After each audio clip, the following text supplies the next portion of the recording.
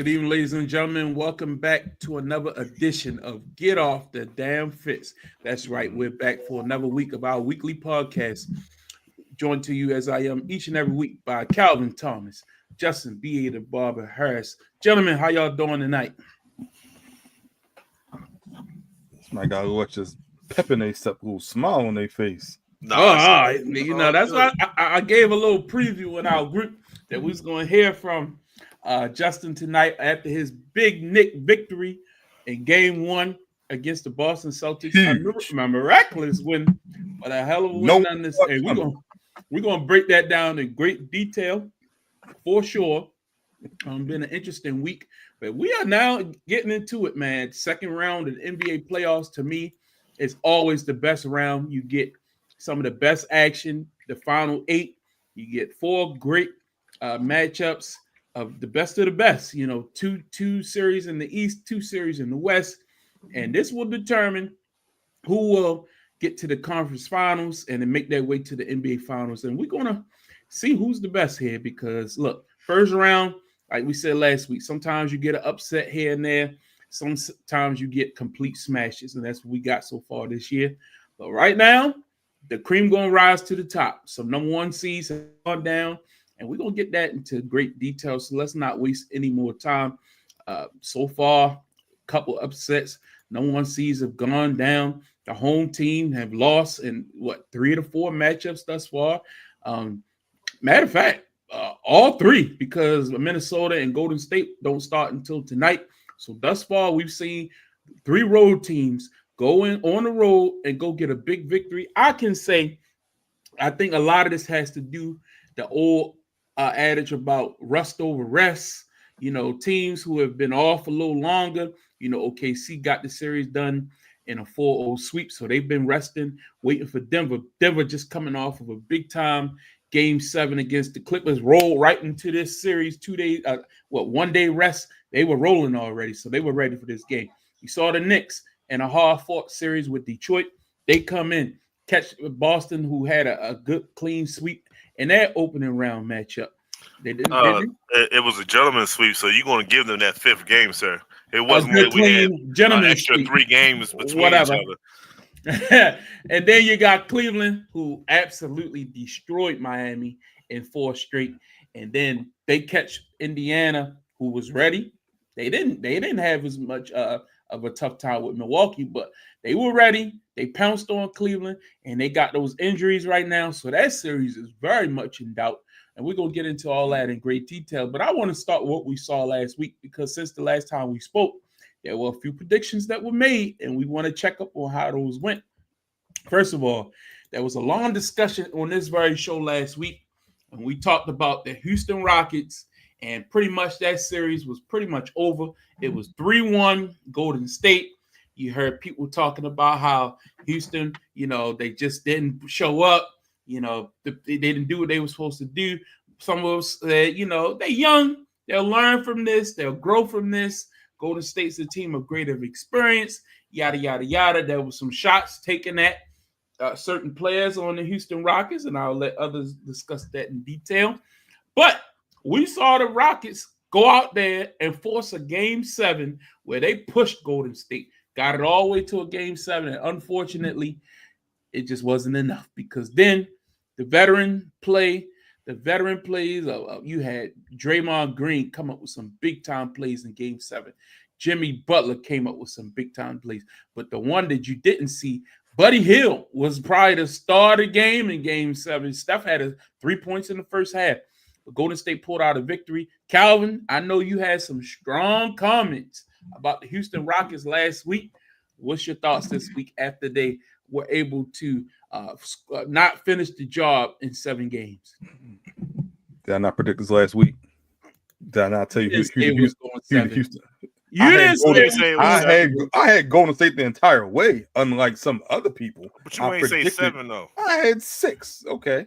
But I predicted Golden State. I predicted the Houston Rockets are still up and coming. I predicted that Jalen Green's up and down. However, I didn't predict that. I think is it Amen Thompson? Is that the twin that's on Houston? Also, man, the defensive player.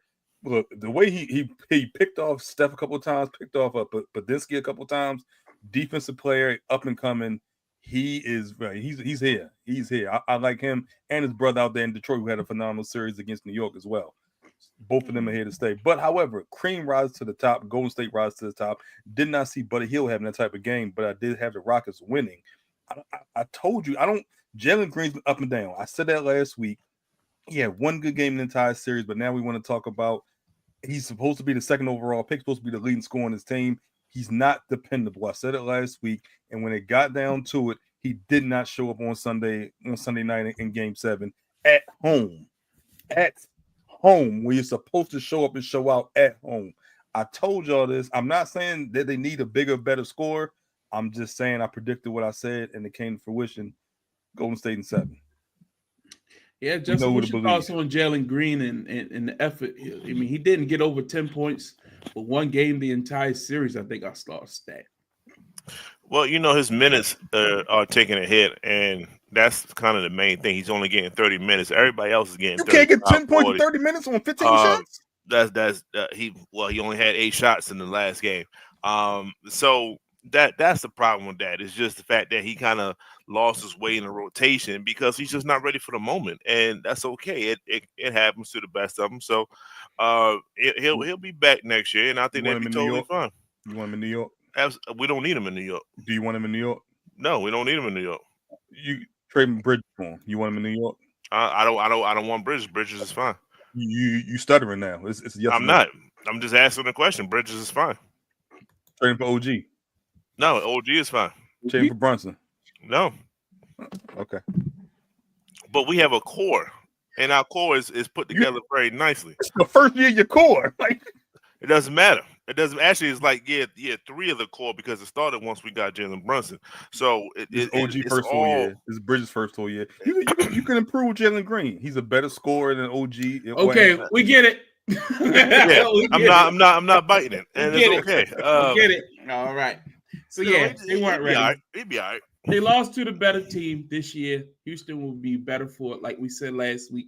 None of us thought it was going 7, so I'll give them credit for not going down without a fight.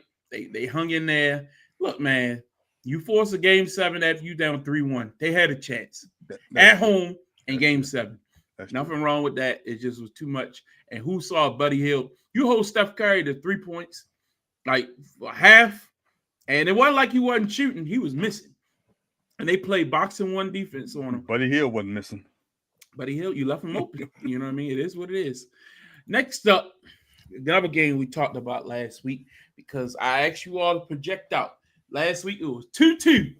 4 games in. Game 5, I said, now some of y'all said, the Clippers going to win this thing. It's over with, yada, yada, yada, yada, yada. One thing you shouldn't do is bet against the MVP. I thought you said bet on James Harden. Not the 3-time MVP. And Nikola Jokic in Game 7 was absolutely sensational, especially down the stretch.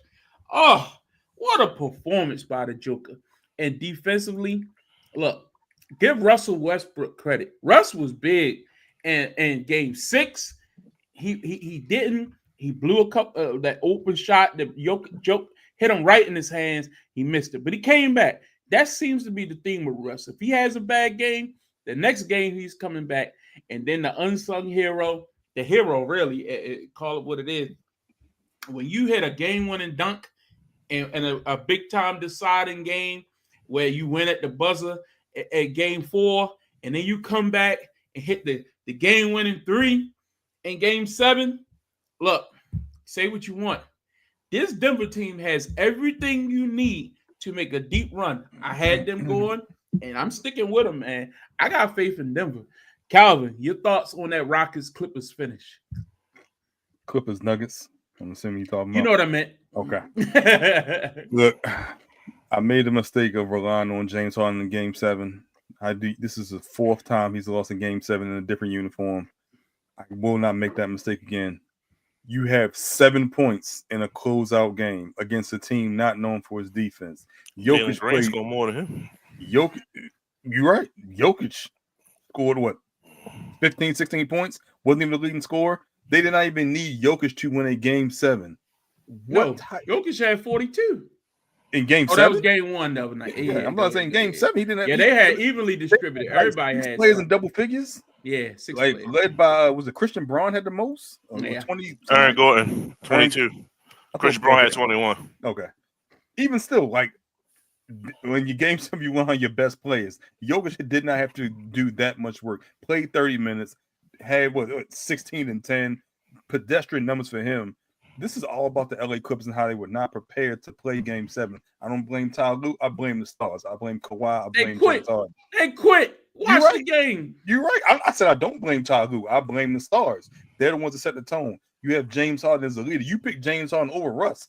I'm not saying that was the wrong decision because I think Russ is done. But look, I'm sorry, brother. I know James Harden. That's what it comes down to. You can't rely on James Harden in game 7. And that's what you're gonna play that all at James Harden feet. That's not fair. James Harden had 7 points in a game 7. Was a distributor. You go down shooting. If he was 5 of 25, I'll accept that. But you don't score 7 points and only take less than 10 shots at the end of the game 7. That's my point. Everybody been praising Kawhi Leonard about how he's back and he's this and that. What he had? 21? Like, you gotta give me more than that. If you the superstar, everybody was starting to crown you to be again. You gotta give me 40 in a game 7, pal. You got to do it if that's what it got to be done. If he did it, they still would have lost. They had no help. But that impactful performance by him could have maybe set it apart. I'm not absolving James, but y'all acting like he's the only person. What about Zubac? This guy, everybody was talking about, oh, yeah, Zubac handling his own. He had a double-double. They don't run plays. Like I said last week. Shot 50%. Like I said last week. Solid player. What was Harden's numbers? 2 of 8. Agree. We know Harden didn't hold 2 of 8 for a game 7. There's more players on that team. Go ahead, Justin. I guess the third player I'll probably add to that is Norman Powell. He did not have a great game. We've been praising him all whatsoever. year. But some of this does go on the coach. Maybe he chose the wrong bench players. Maybe Ben Simmons should have got some time in this game. Maybe you play Patty Mills, a person that has a lot of playoff experience in this situation over a Dunn. You know what I'm saying? So there's you can go you can shoot it, just have a dart and just throw it at the whole Clippers team. They all underperform. They all let Steve Ballmer down. I don't know how they keep letting this billionaire. I mean, geez. I mean, if anybody, you just want to just say like, "Yo, I got you. Don't worry about it." It's this dude because he got you. But it is what it is. We're not going to dive in this too much. Denver, I still don't know how they're doing. Jokic is. I'll say this. I'm gonna give him his flowers now in case they don't make it out in the next series. The fact that he beat this Clippers team, the fact that they don't really have a head coach right now, shows a lot to do with how great he is right now. He's pretty much player coaching right now. He's the reason they don't have a head coach. I don't care. He's part of the reason. He is not the reason. Stop trying to do that. I say he's part of the reason. I didn't say I said it doesn't matter. They still flip that trigger to get rid of him. So someone's have to coach this team, and the fact that he's stepping up, I'm seeing him on the sideline. I'm seeing him going down, diagnosis plays, yelling at his teammates and stuff like that. Like, he is taking it upon himself to carry both loads in this, and I have to give Jokic a lot of respect. I did not see this type of performance both on and off the court like he's doing. So shout out to Nikola. Thank you for giving my man his respect, because too many people have been overlooking him. He's everything everybody wants Joel Embiid to be, but you say healthy. That's true. Say what? Consistent. Anyway, let's roll that into game 1, because the #1 overall seed in the West, the OKC Thunder, home court advantage, game 1 against that Nuggets team, coming off that big game 7, emotional roller coaster. You come out there after blowing out the Clippers in game 7, and you go on the road, a tough environment in OKC, and they went in there, and look, it was tough, but they kept hanging in there. They were down 5. OKC pushed it out to 10. Nuggets will keep it close, and then they hit their run late, and then there were a couple questionable decisions on the coaching side from OKC to foul up 3, putting Denver on the free throw line, giving them opportunities, and then you blow a lead like that late in the game, and when Joker hit that 3, what about, I want to say 17 seconds left, then you come down SGA, gets a dunk. Joker's on the sideline because he had 5 fouls. That allows them to get Joker back in the game once you commit that foul for no reason, because Joker was stuck on the sideline. They had no more timeouts. That is a coaching error. Yeah. And like I said months ago, I don't trust the immaturity, they lack of experience of the OKC Thunder. They haven't been in these positions before. And yes, we can say that Denver is dealing with a coach who has now coached more playoff games than he's coached regular season games. But as people have pointed out, he's been an assistant coach in that Denver system for the past 5 or 6 years. So he's familiar with this team. And we know assistant coaches do a lot of the talking, do a lot of the diagramming, and he has familiarity with all the stars in Denver, and he's comfortable running this offense. So again, it was a great clutch performance by the Denver Nuggets, pulling off the upset in game 1. To me, it's not really much of an upset. I think they'll win this series in 6 games, as I predicted, and we're going to move on. Justin, I'll start with you. Your thoughts on OKC and Denver? Yeah, I wanted to say this in the last series. The more you keep a team around, the more certain stars remind everyone who they are. Fred VanVleet was one of those guys. He reminded the Warriors who he was. Jamal Murray is another one.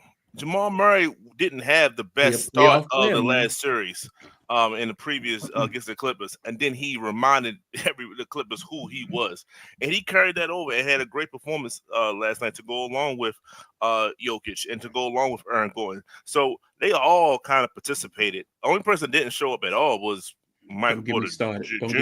So that is something that they really need to focus on. And OKC, they kind of withstood all that, and Jokic had a crazy one of those rare games in the playoffs where he just was on top of everything, 40 and like 20 or whatever. 20. So that's extremely impressive, and it kind of was just going through the motion. So that one shows how good OKC is. Maybe I think you don't hold your head too far on this one. They stole one, yes. Do you have to win game 2? Of course you do. But maybe Shea plays 44 minutes instead of the 40 minutes that he played.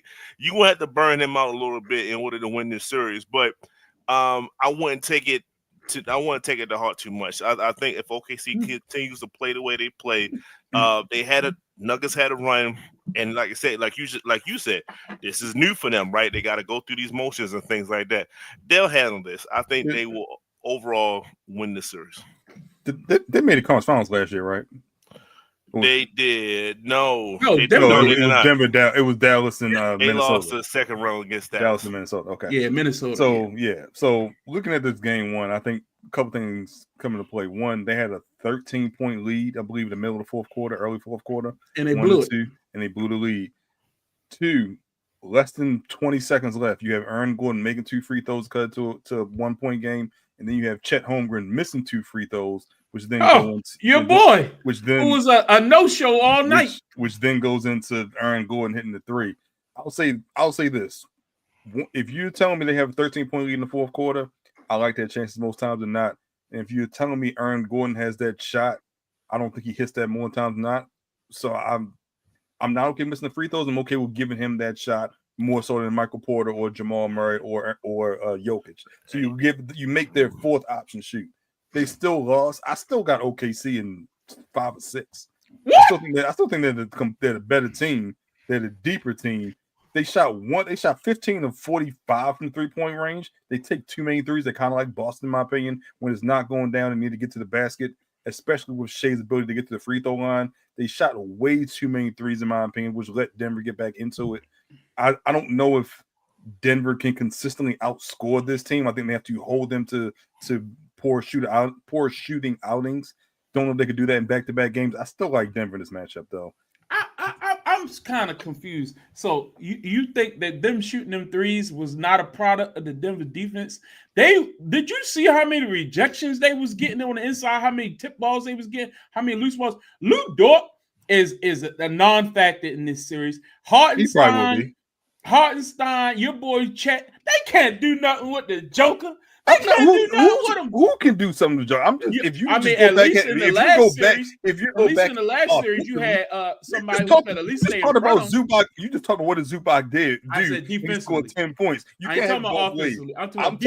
I'm talking about offensively. They can both go at the Joker and can make him work defensively. No, they can't. That's all I'm saying. No, they can't. It's no reason Chet shouldn't have 20 points. It's no reason. Oh, it's a big reason. That big fella right there. No, Okay. you can't do nothing with him. If he stops anyone, he deserves Defensive Player of the Year votes, which I know is not going to happen. Are you kidding me? He is below average defensively. Defensively. Chet I'm not giving Holmgren any credit defensively. The best thing he can do, he better be shooting a lot of threes. And I don't even understand why you had Chet guarding Jokic early. What you gonna do? If your point was to try to take Hartenstein off him to save his fouls, it didn't make sense for him. He got too many easy shots in the basket just because he's able to back. Because Jokic was bullying him. Did you see Jokic bullying him? Want to get his points? I don't care. I'm talking about Jokic had 5 fouls. Jokic had 5 fouls because he was out there physical with him. Like, I'm gonna show y'all. And they kept going further out. They definitely have a Jokic problem. They kept going further away from the basket. Everyone has a Jokic problem. That's not anything new. Jokic said, "I'm gonna use all 5 fouls on these bums," and they got soft as the game went on. And that's exactly what happened. And that's why you say how come they kept shooting all them threes, because they kept trickling further away from the basket. Further away from the basket. My man said, "I'm not scared." By the time we come back, it'll probably be 3-1 OKC next week. The hardest matchup for them. I'm telling you, and I said this. I said they didn't want to see what's his name? Your boy in Minnesota, Anthony Edwards and them. They didn't want to see them. And they didn't want to see Oklahoma. No. I'm talking about Denver. Denver did not want to see Minnesota, and they did not want to see the Lakers because of Luka. But other than that, I ain't worried about none of these jokers, man. No. The Clippers is terrible, so they all just pushing to 7.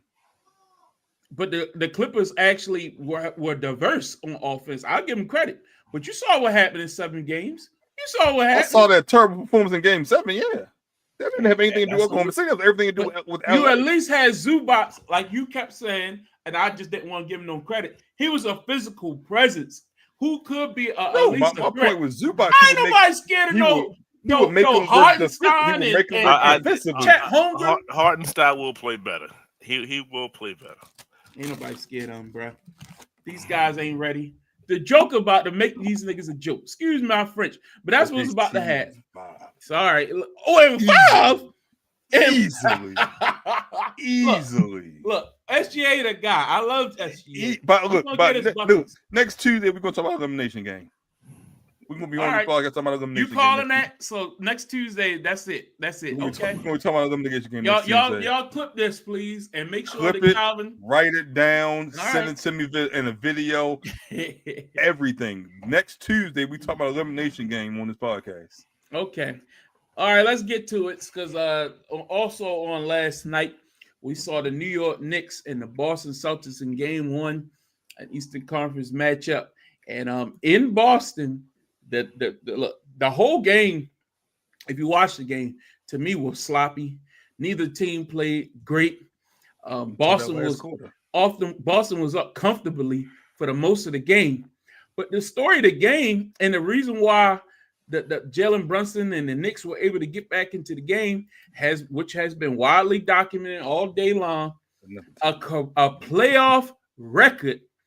You missed 44 3-pointers. Now, the point I just made about the reason why OKC was missing all them threes is because they was punishing them inside and they just kept leaking out. That doesn't hold true with the Boston Celtics, because we know Boston does this anyway. They're gonna jack up a bunch of threes, and that's what they do. They live with it. A lot of times they'll kill you with them threes. But when it's not falling and you don't have a second option, you don't go to point B. Something is wrong. Something is wrong. And this is why a lot of people are kind of fed up with the NBA. A lot of people get turned off with the league because nobody wants to watch a basketball game where every shot is just guys jacking up 3-pointers. This was not entertaining, and they deserved to lose this game. Do I see this? And again, before this happened, they were up like 18, 20. Like it was kind of a blowout, and they shot themselves out of the game. But give the Knicks all the credit in the world. Finish it out in overtime, forced overtime, first of all, and then got the big W. Justin, walk us through it. Knicks get a big victory in Boston. How'd it go down?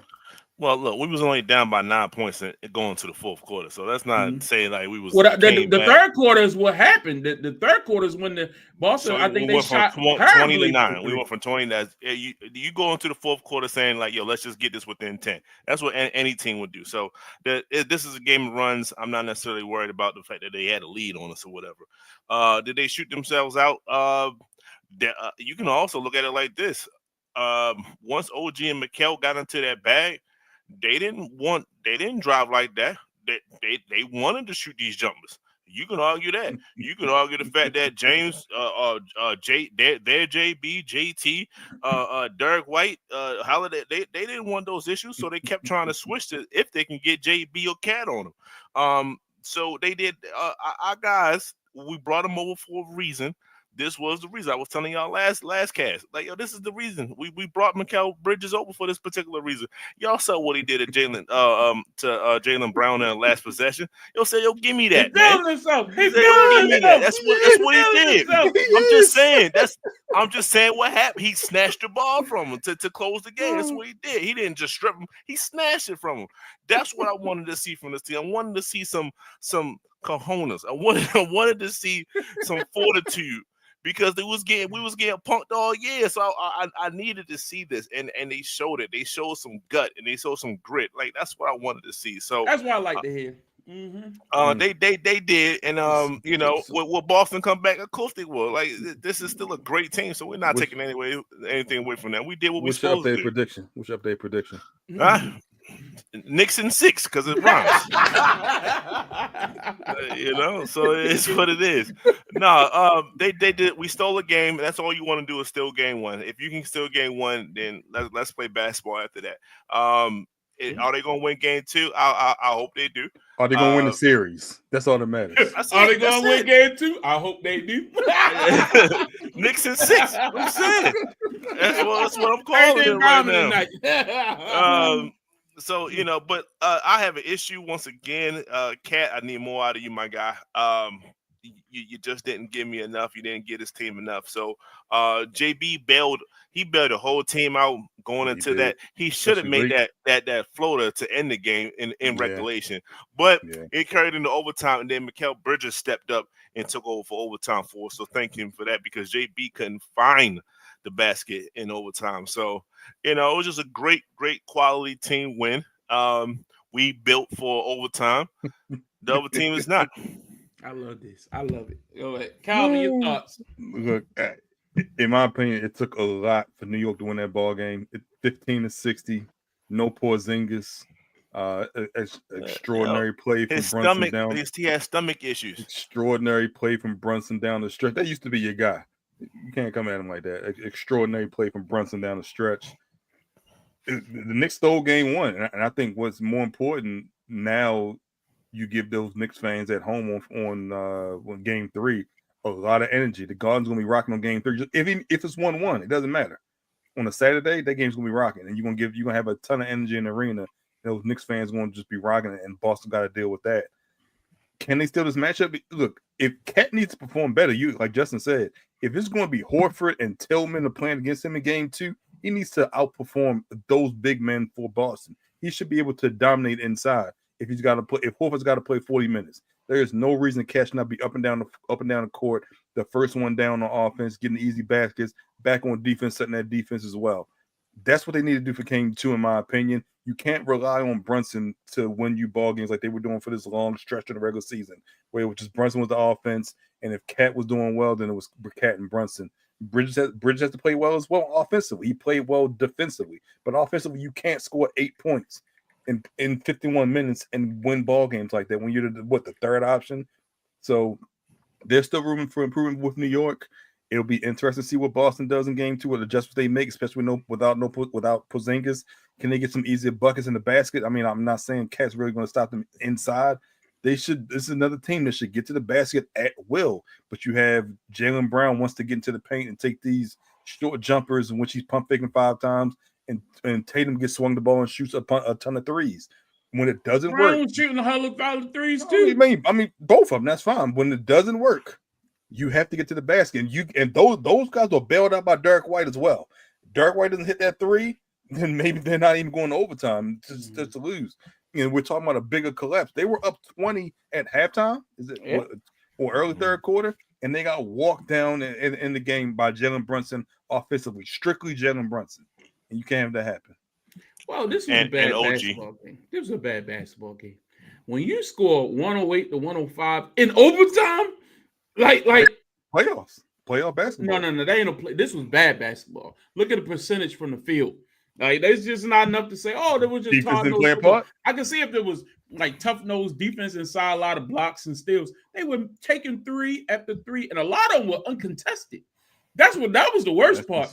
Boston was taking uncontested threes as well. I like to see that stat. How many of those threes that record was uncontested threes? It was just bad. And once you miss the first 15, maybe 20, maybe pull back. You know what I mean? 44? I'm sorry, man. That's not good basketball. I think Boston will come out swinging in game 2, and they'll get that. But the Knicks, they got home court. We'll see what they do on Saturday.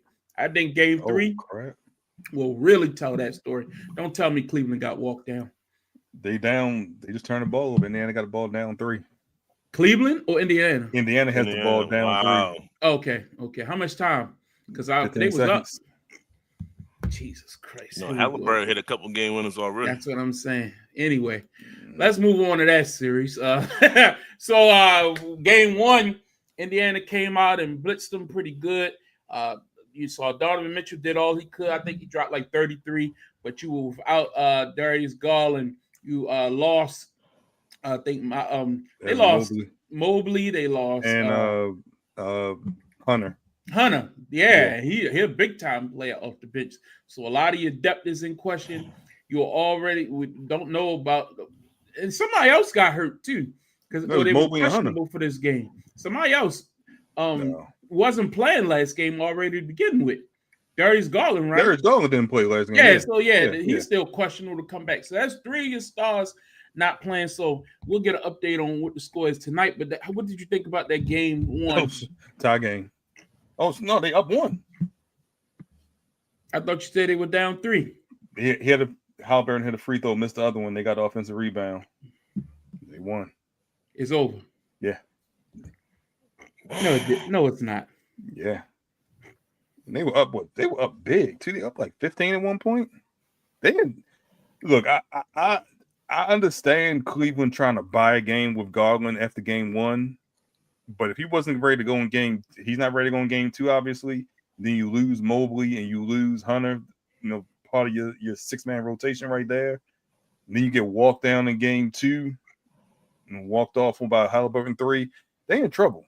And I think Indiana looks at it like, look, Boston's not healthy. Drew's not healthy. Porzingis isn't healthy. I think we can get to the Knicks. We beat them last year. Can we get back to the conference finals? No, we smashed them. We smashing them.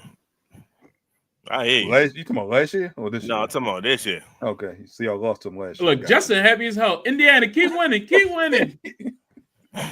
But look, and this is a complete change of Halliburton that we saw earlier in the year. So he came to play this second half of the year, really turned it on after those overrated. He had 19, but he had big. He had the game winning 3. Yeah, that's all that matters.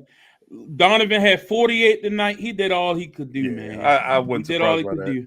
Look, here's your starting lineup: Jared Allen, which we all know, but who's D Wade? Who the hell is that? Dean Wade. Dean Wade started for you tonight. Gave you 3 points. Ty Jerome gave you 2 points. I think he's starting for Garland. We'll start it. Strus gave you 23. Max Strus. He's pretty good, but Strus, whatever. Yeah. 48 points, and you had it down the stretch, and y'all choked it away. God Yeah, this was my finals pick. I'll eat that. But injuries, man, injuries, the great equalizer. You can't be missing four of your best players, and like you miss a Hunter, Garland, like Mobley. Yeah, it's just too much. It's just too much. Your thoughts, Justin? You know, you gotta play what you got. It is what it is. Yeah, No excuses. you sucker. You just happy Indiana won, and I hope y'all play Indiana. He trying and to he ride this embarrass out. y'all Like, look, again. can I we hope get he this? embarrass Can we y'all get this again. easy ride to the finals? That's what he want, man. Look, He's man. sucker, man. Hey, I've been through injuries last year. I hear you. I understand. If anybody doesn't understand it, it's me. You still gotta play basketball, man. He did. He put up 48, man. That's my guy. I always ride with Donovan Mitchell. Look at the He picture. did Look like everything he about to cry right now. He should be about to cry. I dropped damn near 50. Pathetic, man. Anyway, let's move on to this last matchup. The Golden State Warriors will host the Minnesota Timberwolves. Kicking that off tonight. Should be interesting matchup. Preview it for us, Justin. How you see this series going down? I'm interested in the graphic. We went from real players to Hey, NBA they didn't 2K. have one ready. Look, this is interesting, right? This is one of those matchups where it's going to be must see TV. Definitely going to probably draw the highest ratings next to Boston and New York, and that's only because it's New York. This is it's going to be a tough series. Going either and way. they're in Minnesota tonight. My bad. Yeah, Minnesota got home court. Yeah. So it's gonna be interesting. It's gonna be fun to see. Shout out to the fact that we got a 6 and a 7 seed going against each other. That hardly ever happens. But I'm going with Minnesota to take this because of the size factor. I don't want to be the obvious person to say that, but it's kind of obvious. Steven Adams was giving Golden State issues. Sengun was giving Golden State issues. Rudy Gobert just ate the Lakers, right? So he gonna probably do about the same thing. He got at least 2 hits out on Draymond coming. He gonna give him at least 2 elbows coming. I don't know how far they gonna go. I don't know how much they're gonna hurt, but he gonna throw at least 2 elbows right in Draymond's vicinity right there. Naz Reid is gonna eat. Julius Randle. I would love to see Julius Randle go against this team. We're really gonna see, but Julius Randle he's a monster when he wants to play, when he's playing efficiently. And then I say all that, and my last point, you still got Anthony Edwards, so you still got to worry about him. On top of that, Jimmy Butler don't want those problems. Like this is a different guy. This is not Jalen Green, as we was talking about before. This is not none of those other guys. This is that Houston had. This is Anthony Playoff Edwards, and he's a different breed. So I got Minnesota in 5. Mm-hmm. What you think, Calvin? They doing the same things to your Lakers that they did to your Lakers? Yeah, we talk about the size advantage. I think Ant is just on a different level. Like this legend killer status, and he sees another one, right in front of him. So he wants to just add that to the mantle. So I think he's leading these guys, and even though they aren't the same team as the last year, they still pose the same advantage size wise. You still I don't know if Jimmy can do it on both ends like he used to. Play defense, and he has to be that second scorer now with Steph. And I'm not sure if he can do that, especially dealing with the injury as well, just getting older. And I think Anthony Edwards just wants it. I think he sees it, what's in front of him. He sees another path to the conference finals. He wants to get back there. And I expect him to play as the best player in this series. And I think if that's the case, then they're going to win. But I do think there will be bumps in the road. I do think they're still going to experience those growing pains with this new team. So I got Minnesota in 7. Yeah, man. I had Houston not pushed Golden State to the limit like they did, I would probably give Golden State more of a chance. But it just showed too many cracks in that lineup, showed the rotations, and Rudy Gobert is the way he played against LA. Really, if he could, and we know the history with Draymond. Yeah, I think he's going to go out there and try to prove something. I think Anthony Edwards called out Golden State. That's who I want to play. I want to play them. They talk too much. They want to show them up. And I just think this guy, Anthony Edwards, we talked about this when we ranked the generations. And I put him at the top next to Luka. This guy just got a certain type of swagger to him. And the way he handled himself after they beat the Lakers, walking around the arena, talking to the people, he just rootable, man. Walk to the hotel? Yo, he just a rootable guy. And I honestly am at the point where I don't see them beating Denver, but it will be a hell of a matchup. That's what I'm did it last year. Hey, I want a rematch. Anyway, they did it last year in Denver. I'll be happy with either one of them because I like Ant. He on my list. I sent my list out a couple weeks ago. Ant-Man, Jokic, my man Donovan Mitchell. Those are guys I'll ride with any day. Those three. How you a Spurs fan? Ain't even say Wemby. I'm getting the Wemby. He on my list. He should be first on your list. He wasn't going to say Wemby at all. He should be first on your list. Did I not text y'all my list? It don't matter. You forgot about him. And Wemby's forgot about him already. The thing about me, I don't overhype young players. I let them grow, mature into your body. He has some injuries. He has some things he need to. You let them grow. So you're a Johnny come lately instead of trying to call him. I'm gonna be a That's basically what you just said. But he has to grow into his worthiness of being mentioned on this show on a consistent basis. He ain't there yet. He's a Ant-Man. Why No. Are you all on every Laker that walked through the yes, every Laker? No, you're not. No, you're not. Every Laker, yes. I ain't heard you talk about no Dalton Connect since Dalton Connect had a breakout game or two. He should have been traded. That's why I ain't talking about it. He should be in Charlotte exactly, right now. Exactly. He said week 1 and I hear his name again. He should have been in Cancun 2 weeks ago. So anyway, that's going to be an interesting series. But like I say, Ant-Man, you can't help but root for that guy. Good guy to root for. All right, so that's how it's looking. We can now add to this. Damn, how did Cleveland lose that game? 2-0. Injuries, man. It is what it is. So they down 2-0. And then we'll see what happened with Minnesota tonight. Damn, interesting stuff. So good stuff, and we'll continue to monitor this as the playoffs continue. Let's get into some NFL news. Calvin, I'll get with you here. Justin Tucker was cut this past week after all the allegations came out recently about his misconduct with the massage therapist, things of that nature. Eric DeCosta put out a statement, says sometimes football decisions are incredibly difficult. And this is one of those instances, considering our current roster, we have made the tough decision to release Justin Tucker.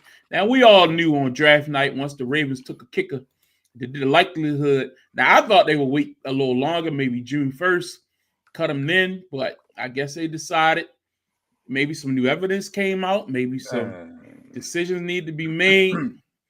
Maybe the kicker was looking good. And mini camp. They said he was looking good. Yeah, so they was like, good. Hey, I mean, cut him down, give Tucker an opportunity to go find another job. I'm sure Cleveland will take him. So we'll see how that go. Your thoughts, Calvin, on the end of an era of Justin Tucker in Baltimore? You know what's crazy? He's the last remaining member of the last Super Bowl team in 2012. So I'll say one of two things happened. This was already months in the making. We figured this was going to happen. It was solidified when he took a kicker in the draft a couple weeks ago. Either some new information, the NFL found out some new information, which I think is very possible because they've been conducting this investigation. There was reports of them meeting with the massage therapist in past few months, actually in Baltimore, and the Costa specifically said to keep to Tucker, stay away from the facility. We don't want you in the facility. So if he kind of pushed back on that, especially with the rookies there and trying to get some work in, that could have led to his release as well. I think we all knew it was coming. I think we're more surprised about the statement from DeCosta and the Ravens more so than anything, because everyone knew this was coming at some point. If you paid attention to the situation and how it hasn't gone away and how it seemed to be that the NFL was investigating and found out more information. But the statement kind of surprised everyone, where it seems as though it's more of a parting of ways and not due to any potential legal investigation or any potential charges forthcoming to Justin Tucker. So it was in due time. It was done. To those that are saying, how can you do this or how can you cut him, but also draft Mike? Is it Mike Green? And with this no tolerance policy, Can you understand there's no tolerance as long as you're contributing to winning?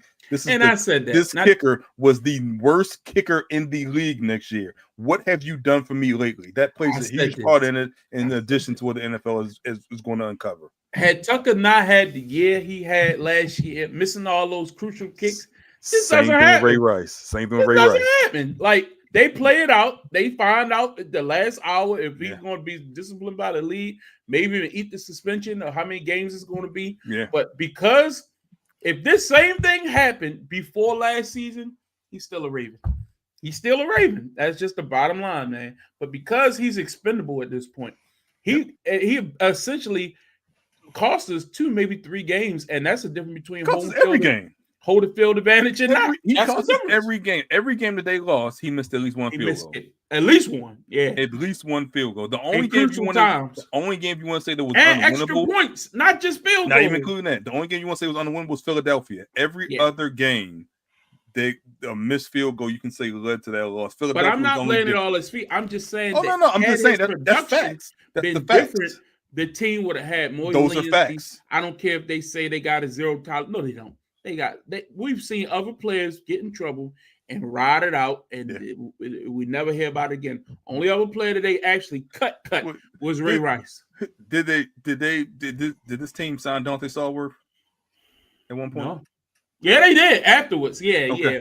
Well, that's different. The issue didn't happen while he was a Raven. No. I'm correct. It didn't happen while he was here. They gave him a second chance. After the incident happened, they signed him. Mm-hmm. Yeah, I agree. So it's a second chance as long as you can be productive. But again, you still have value. Some point, he wasn't as valuable. We was all frustrated with him at points. I thought he had a solid into the season. That was before everything came out. That was before everything came out. You made yourself expendable by not being the best of the best no more.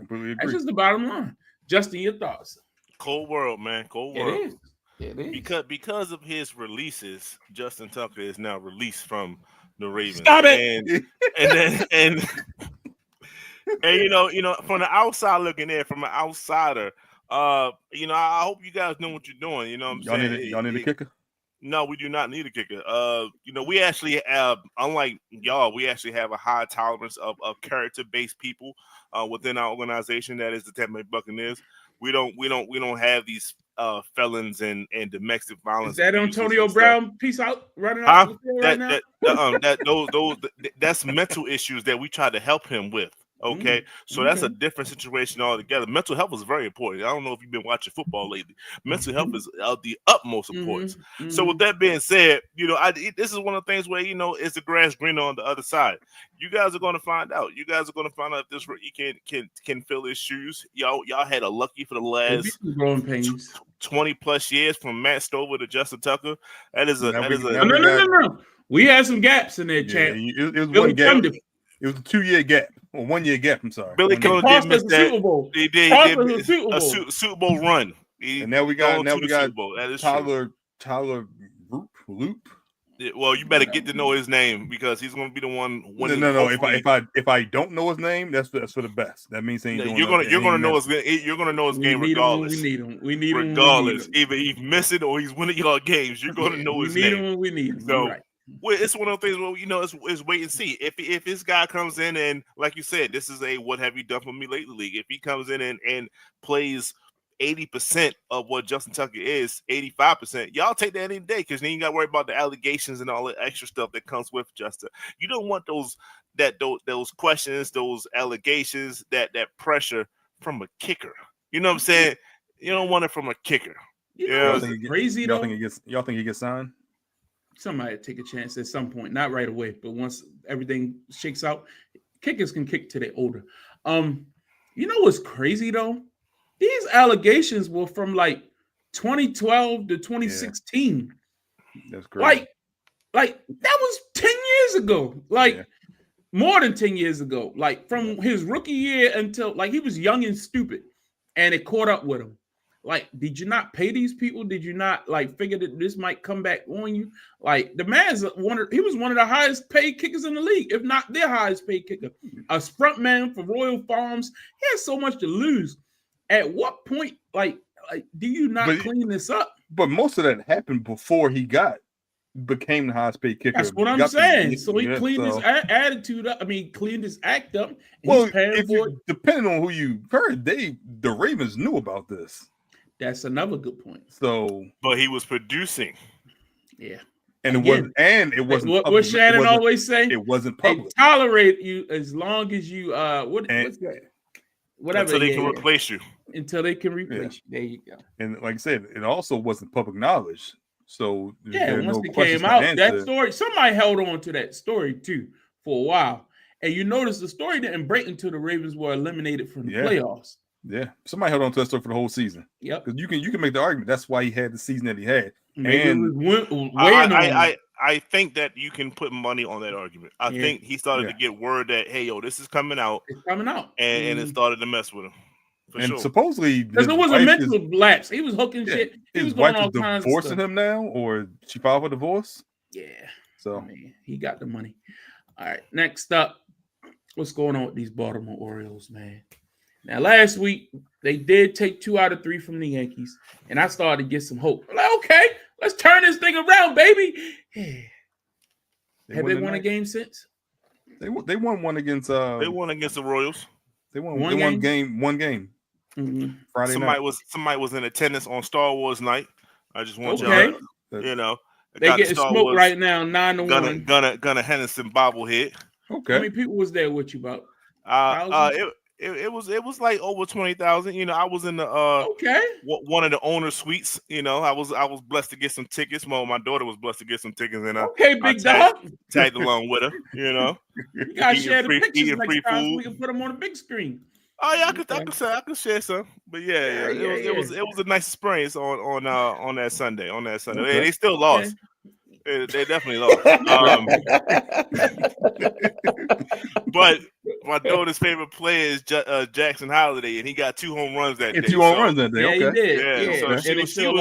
So she was happy. That's it. She happy. Okay. I'm happy. How was the pitching? So they was on pace of having the most home runs between 2 teams scored. That's not good. That's how Gibson.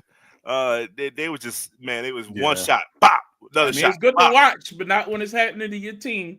But it's bad, man. Calvin, your thoughts on the Orioles recently? Can't hit, can't pitch, inconsistent hitting. Look,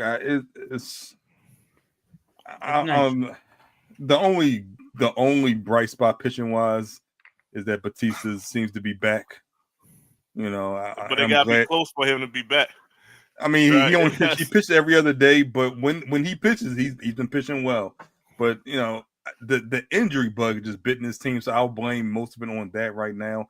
Can they get healthy in a decent time period? Can they get healthy by the end of this month, leading into June? If they can, I think they can make a run. But I'm not going to question Hyde yet. I'm just going to say he's dealing with a lot of injuries. He's dealing with a lot of should this person be playing? They brought up Kobe. That was a game Kobe Mayo played, right, on Sunday. So you got too many cooks and then not enough spaces. I'm gonna blame it on injuries for now. I'm gonna give them the benefit of the doubt. I'm tired of yelling and screaming about this team.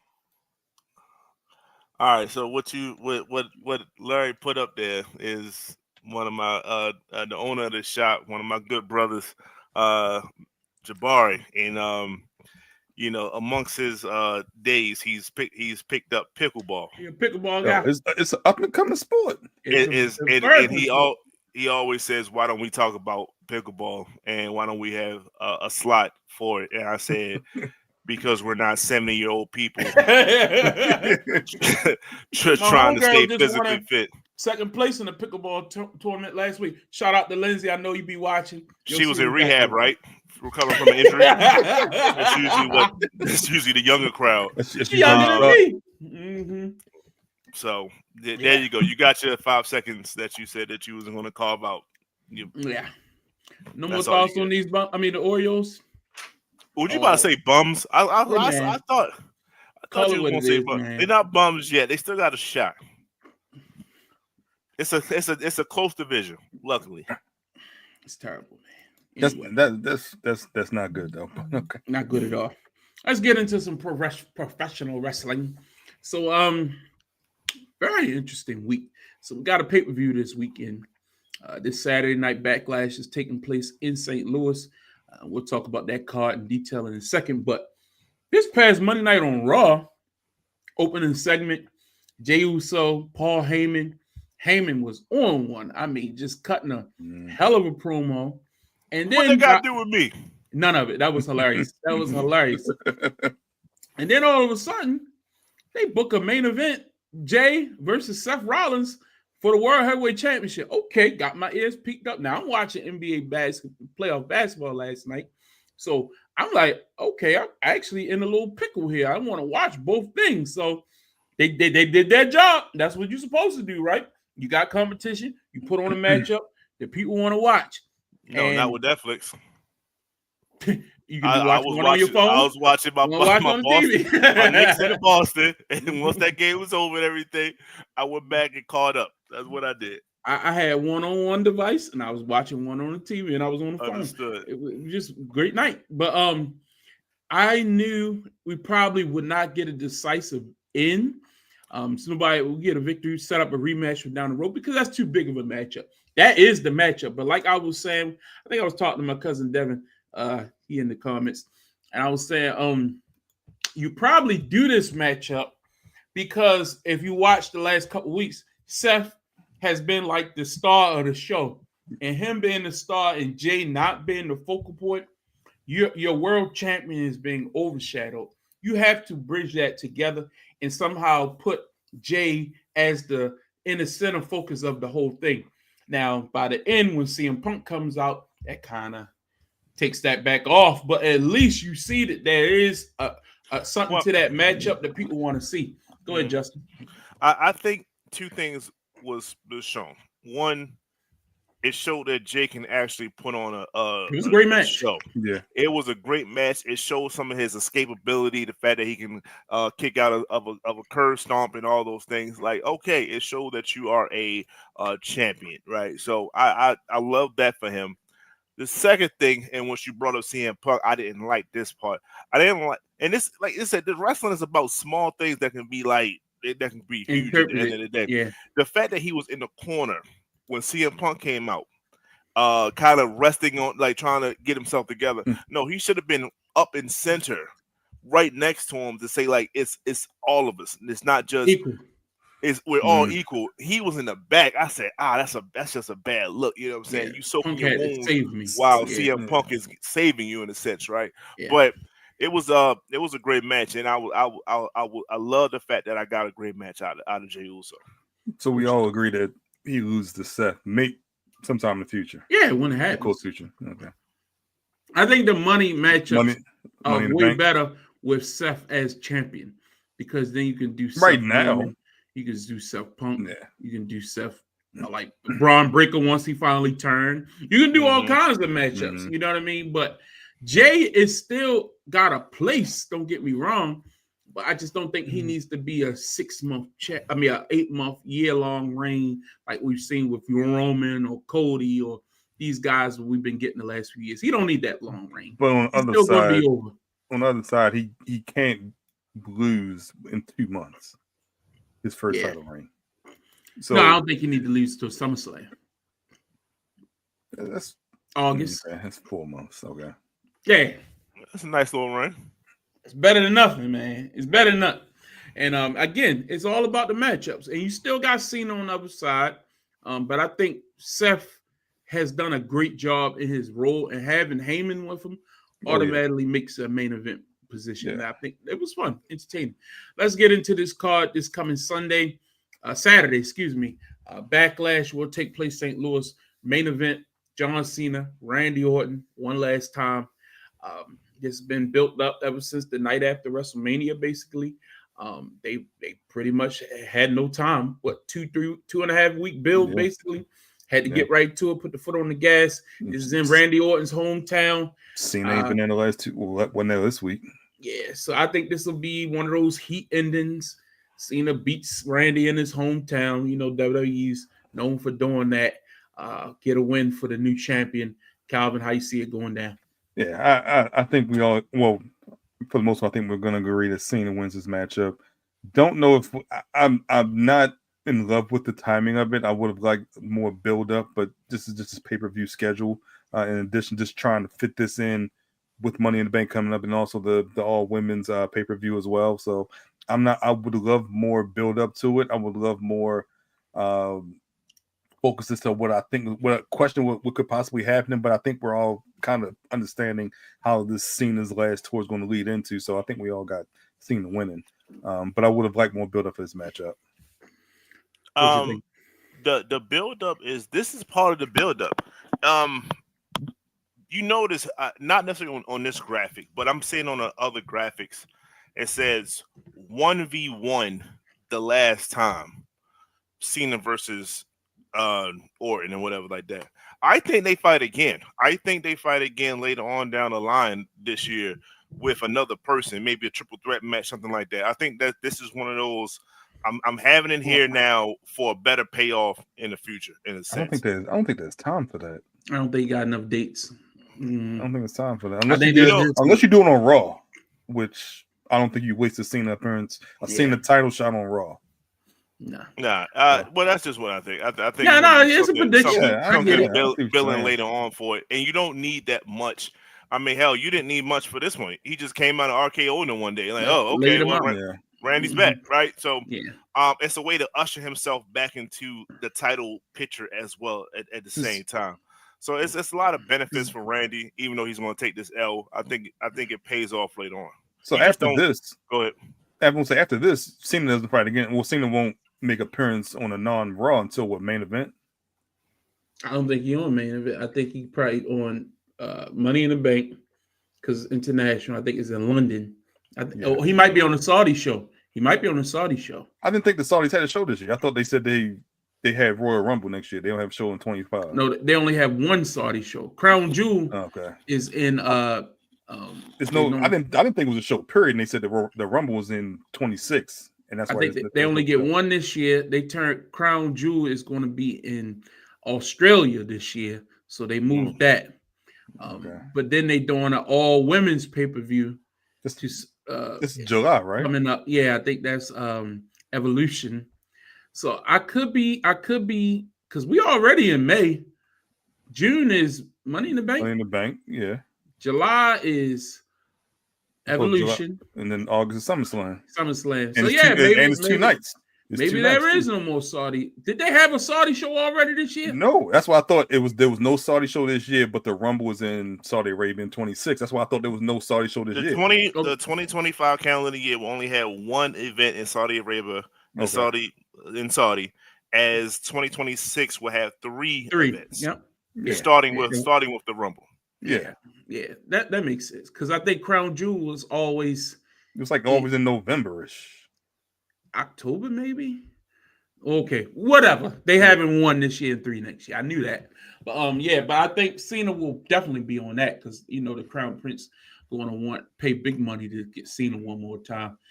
So that'll be but I think SummerSlam is the right time to pull the trigger on maybe Cody got to come back at some point.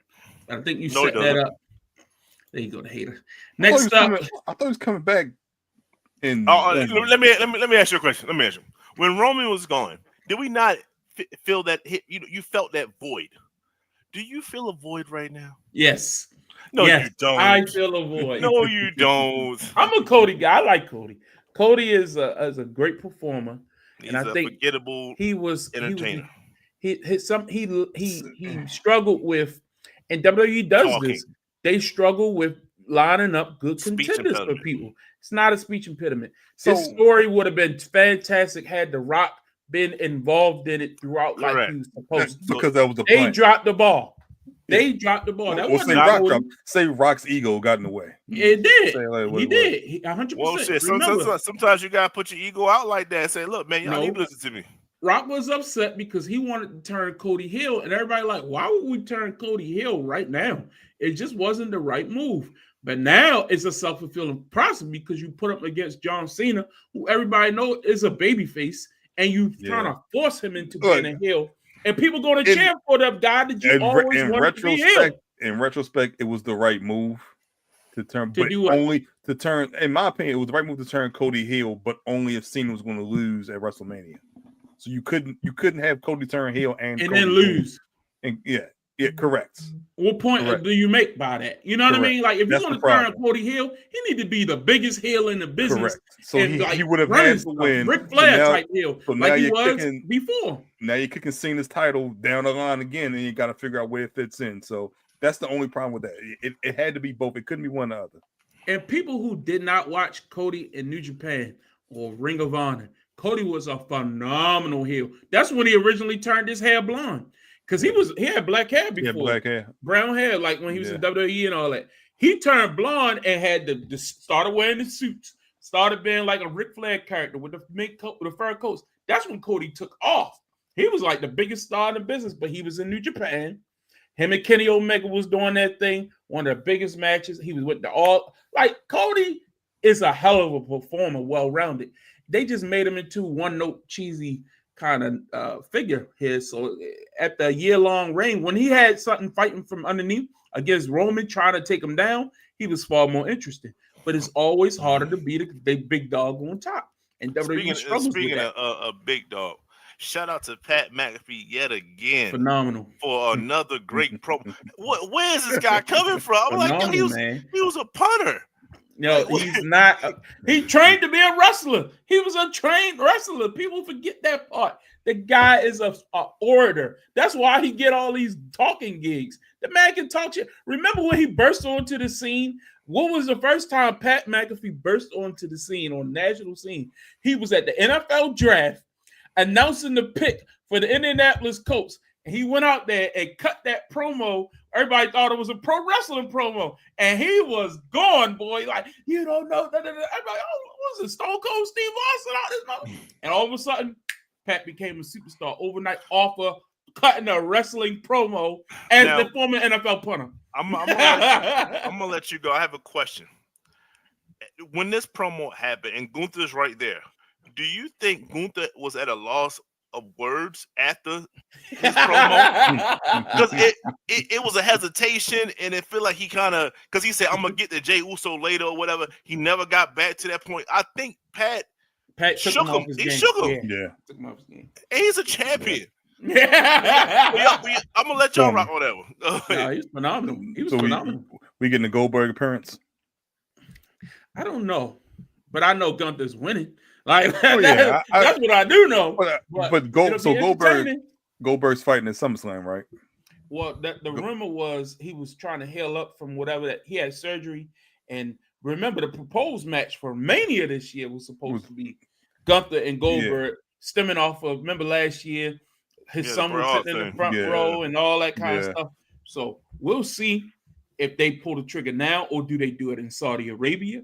Because I know the Crown Prince wanted Goldberg on one of those big shows, and his final, because it's supposed to be Goldberg's type of final year too. Yeah. But we'll see. But phenomenal promo. 2 weeks in a row by Pat. And like you say, I was just waiting for Gunther to just be so pissed off. He's just gonna chop the shit out. You know what I mean? Right there, like you said a lot. I'm just hit you. You know what I mean? Like that would have been funny. But yeah, I'm actually looking forward to this match. I know others aren't, but we'll see. You know, I people get so involved in the. I know you switch, but people get so involved with the. It gotta be a wrestling match. I had to be attained by it. We forget sometimes this is an entertainment / attraction based industry. Yep. So Pat is an attraction. You know, so to see known him and his mouthpiece pause go back and forth and stuff. This is great cinema right now. I don't need a great historic match for them too. No. It will be entertaining for what it is, but I agree with you on that. You don't need I'll go out there and have a 5-star classic. But again, Pat's not there for that. Pat's there to bring attention. And if he's going to get extra eyeballs on the show and get Gunther a good win in front of people who probably will never have seen Gunther before, because they, you know what I mean? Like, that's what he's there for. And again, this show is not stacked with 10 matches. If you want 10, 12 match card, you just saw WrestleMania. You know what I mean? Like, you got another one to come in SummerSlam. SummerSlam's coming. 2 nights.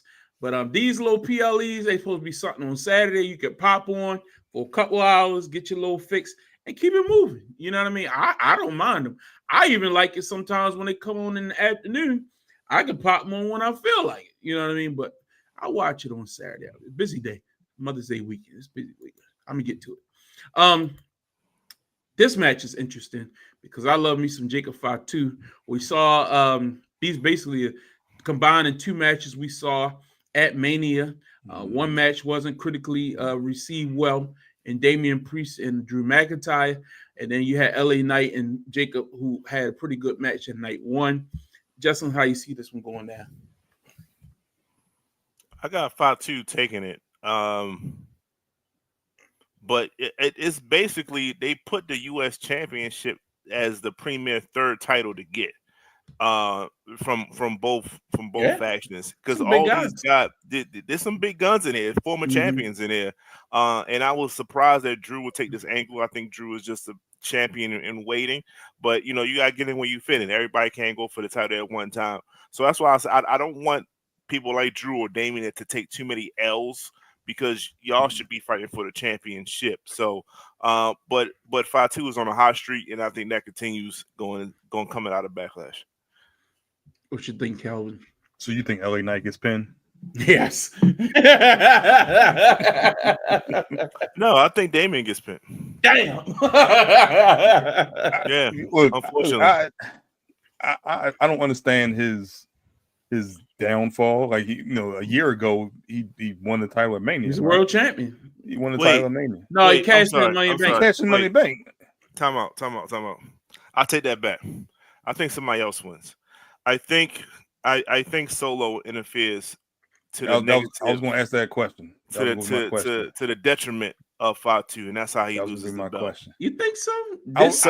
I don't think it happens to. I was going to ask that question, but I don't think it happens this soon, because I think that match happens at SummerSlam. Yeah, I don't think you still have time. But that's what I think. I think they fight at SummerSlam. But that's still 3 months away. Turn now. I don't think he. Yeah, correct. I don't think he turns now. I don't think he turns. I think he even helps him. Retain. Unless they just want to make Fatu a straight up babyface and they tired of this tweener thing. But he still gets cheered though. That's the thing. Well, that's what I'm saying. He's a tweener. You know I see when Nick Aldis said, that's his name, right? The general manager. Yeah. When he said, like, yo, you're the one that's sabotaging him or whatever like that, and he just kind of looked, and it was a smirk, and then it was the solid look. Like they're doing it now. So if they flip the script, it's not like they didn't let you know it was happening. I think it happens. I don't think it happens. I think he helps him retain, and then we get that turn later. Because I think Fatu retains until SummerSlam, and they fight for the title at SummerSlam. I think Solo gets demoted, quote unquote. Unless you're telling me Fatu's gonna be a Money in the Bank, which I don't think so. And you want to take the title off of him? Correct. It's possible. All right, the Money in the Bank. That's the only reason. And again, they still got Saturday Night Main Event.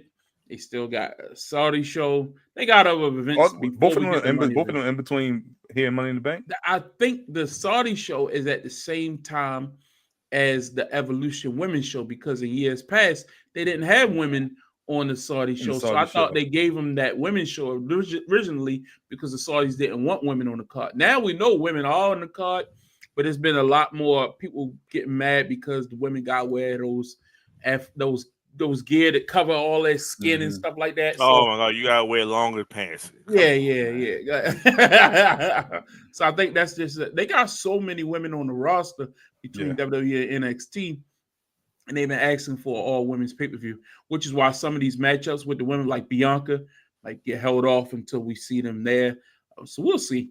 And then the final matchup is Dominic Mysterio defending the Intercontinental Championship versus Pentagon. Will be interesting. It's Penta. Whatever. His name Pentagon. I'm gonna call him Pentagon. But your mama call you clashes. Yes. But it's gonna be interesting here because I don't think Penta needs to keep taking these L's.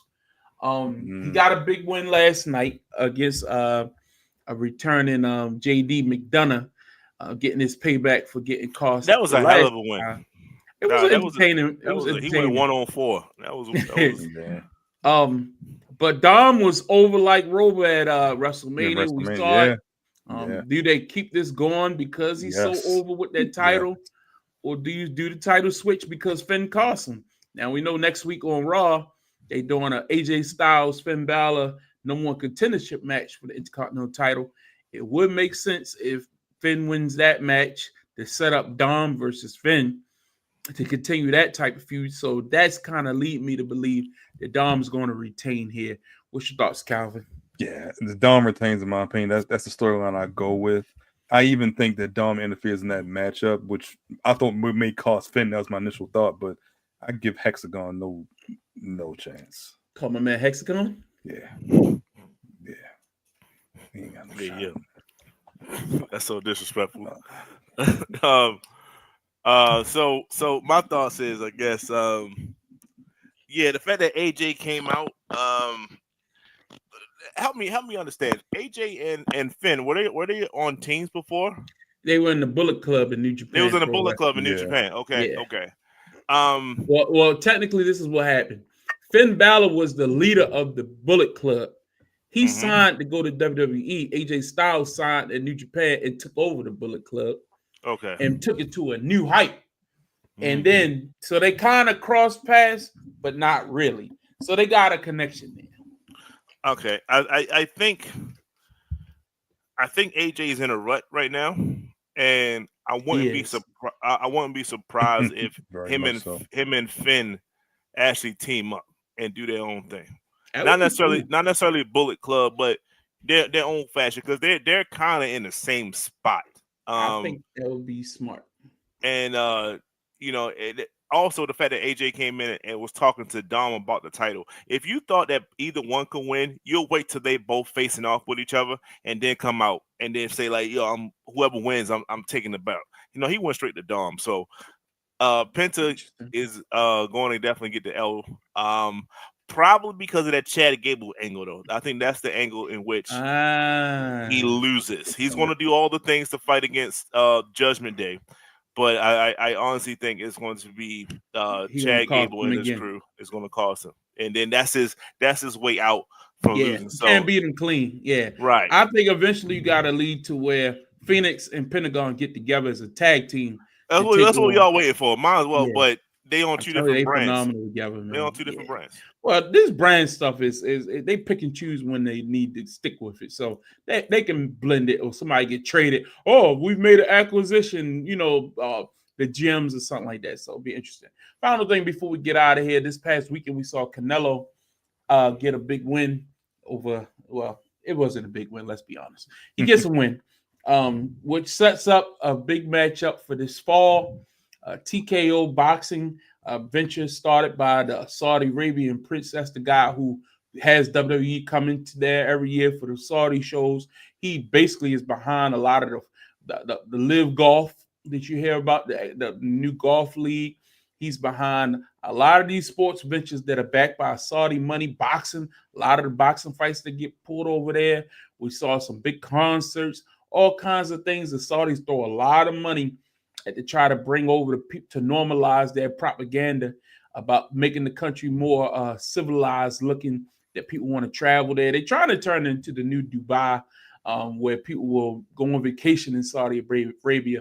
Good luck with that. But they spend a lot of money to attract the big stars in these different sports.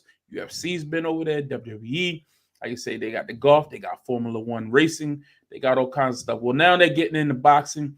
And they've teamed up with Dana White and Ari Emanuel and Nick Khan. They're going to be running this boxing league. And to kick off their first show, and they couldn't get a bigger matchup.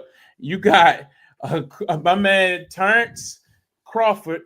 Excuse me. Did I just say that right? Yeah, Terrence Crawford and Canelo Alvarez. So this will be interesting. Saul Alvarez is tough. We know what he represents in the sport of boxing. Terrence Crawford has been, one of those guys where he feel like he should be a bigger star. Bud is great in the ring. We all know that. He's a great fighter. But is his marketability something that people will pay to see? And you know what he need? What he need? He old now, but he need Don King, man. He need that promoter. And I think Dana White could be that, though. That's what I'm saying. I think with this TKO boxing thing, they're going to draw a lot of eyes just off of that strength of that. But this is going to be interesting. If they're able to attract the big stars from these different, because he bought Ring Magazine. So he has the title. I think that what's that? The WBC. So he got it. He's legitimate. They're gonna be signing all these fighters that used to be with these different promotions and stuff like that. So we'll see what they're able to do. But when you got Canelo and Terrence Crawford as your first two on the biggest card, Mexican Independence Weekend should be a big one. Calvin, they unifying, right? They fighting for all 5 of them. that's what I'm saying. Okay. I didn't realize this fight was on a Friday, so I didn't realize it. I don't know why. Did they even announce it? They say why? Maybe because it's in Saudi Arabia. Maybe No, the time. they fighting in Vegas. Oh, it is in Vegas? Yeah. So I'm assuming that means. I'm assuming. So they probably doing a combo weekend then. That's how they typically do it. Either that or the Raiders at home that weekend because they fighting in Allegiant. So they fighting in the stadium. They typically, if they doing it one day, they probably got a UFC event that Saturday, and they probably gonna have a WWE event that Sunday. The way they've been doing things lately, they try to do 3 things on, or like they've been doing a lot of stuff the same weekend. So maybe it just hasn't been announced. Yeah. We'll keep an eye on that. It's a Friday. It's a Friday. The 12th is a Friday. Yeah, because my first thought was the NFL schedule interfered, but they ain't even go that route. And they fighting in the Allegiant Stadium. And they ain't want to go up against college football. Maybe they just said we're going to go back to Friday night fights for this new venture. But Canelo, look, I went back and watched that fight last week, and I'm assuming Canelo just tried to get through there just to make sure he was healthy enough to have this fight in September. But I'm leaning Bud now. I was leaning Canelo. I'm leaning Bud now, but it's going to take a little bit while for me to get a concrete opinion. But I'm leaning Bud at least preliminarily. Yeah. What's your thoughts, Justin? It's going to be Bud all day, every day. There was no thought process. I think Canelo's starting to hit that over the hill mark. He's there, man. He don't. Ain't Bud older though? It don't matter. Bud's hungry. Bud's been inactive a lot. Yeah. I think Bud is just a better fighter. Since Errol Spence. We fought since Errol Spence, right?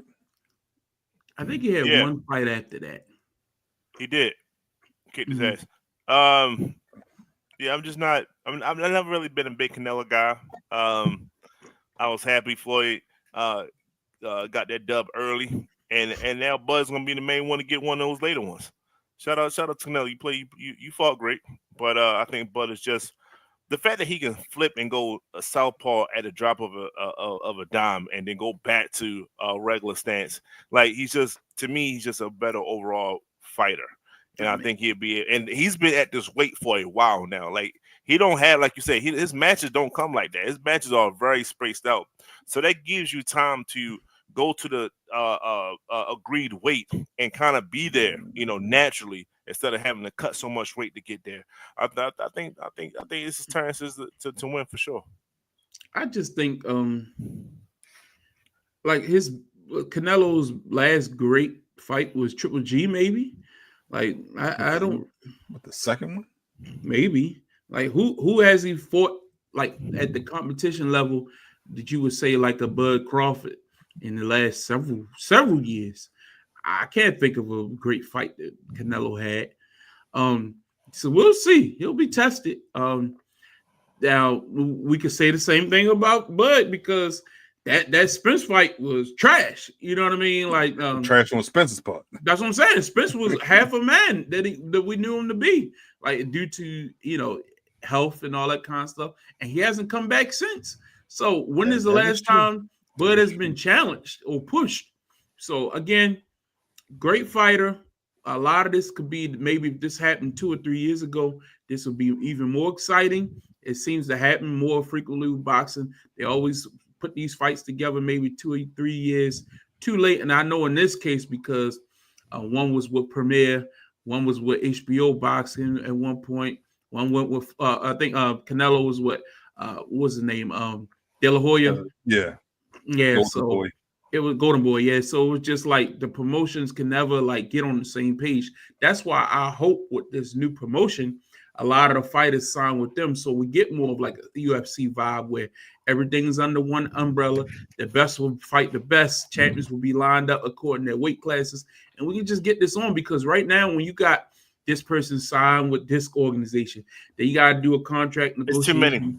It's just too many. And the politics has gotten out of hand. When we were younger, even like when we were younger, some guys might be signed to Showtime.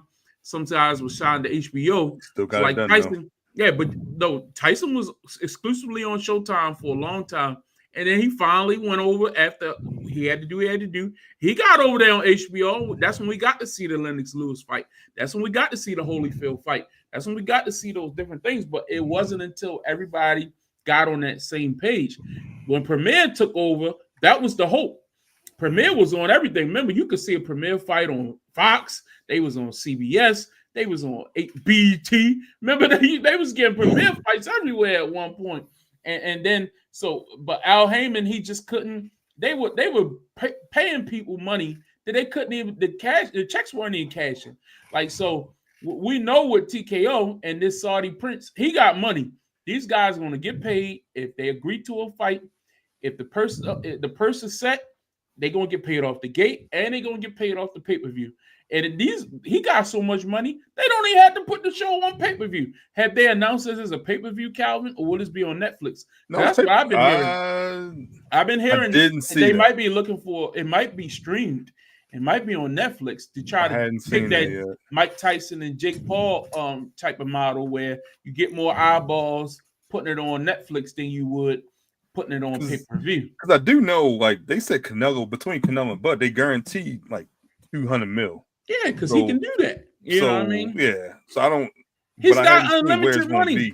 Yeah, I think they could stream this on Netflix or regular TV, and it won't hurt the gate. You can still gonna make money off the gate. They can put this in the Sphere. To be honest with you, in Vegas, like there was a fight in the Sphere. Who fought in the Sphere? UFC. It was UFC. It was UFC. Yeah, there's not enough tickets though. Not enough seats. I should say. Seats.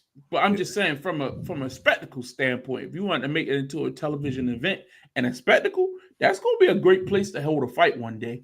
But you got to have the right attraction for it. So I'm very interested in this. And I love me some boxing, and I think we've just been missing. I think collectively we all do. It's just you get tired of the rigmarole. That you just kind of just like politics. Yeah, man. Politics is crazy. Anyway, that's it for us tonight. Not as much. We focusing more on the NBA playoffs. We'll go around. Rumor is Netflix, but it hasn't been confirmed yet. Yeah, I figured that because it just makes too much sense when you're dealing with WWE, who have their deal with Netflix right now.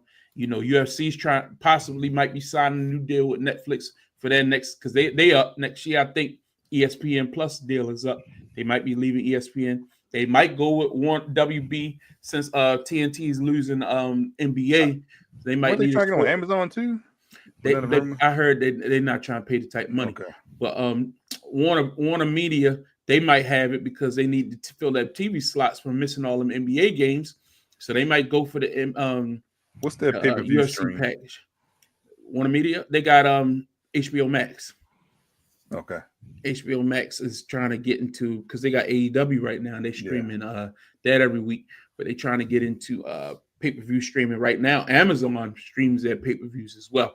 So again, they can go a model where one person is a streaming partner, another person is a TV partner, and then you diversify your funds. But the big thing about ESPN Plus is you can put your whole catalog on there.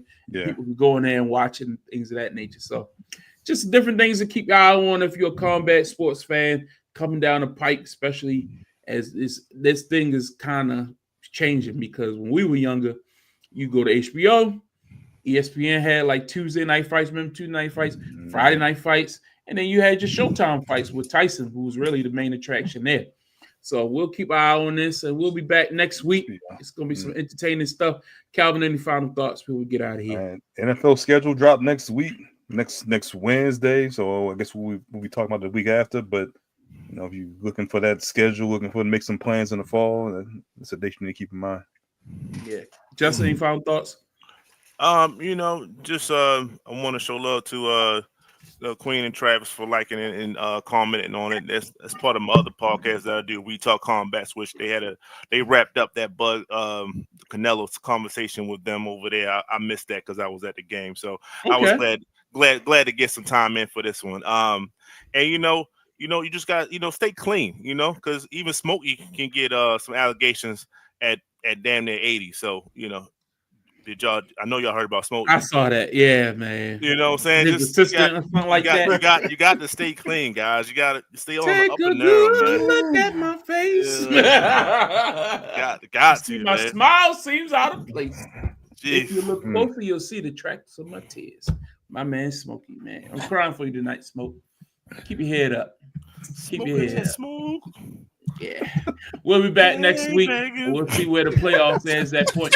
Enjoy the WWE Backlash this weekend. Happy Mother's Day to all the mothers out there. We appreciate you all. All our mothers are great, and we thank you all for being our supporters. I want to wish a happy birthday to my beautiful, beautiful, lovely girlfriend, Kenya. On this Friday, we'll be celebrating your beautiful birthday, and we're going to do it right for you, baby. But yeah, that's right. That's right, guys. Y'all be safe. Good night. You said beautiful 5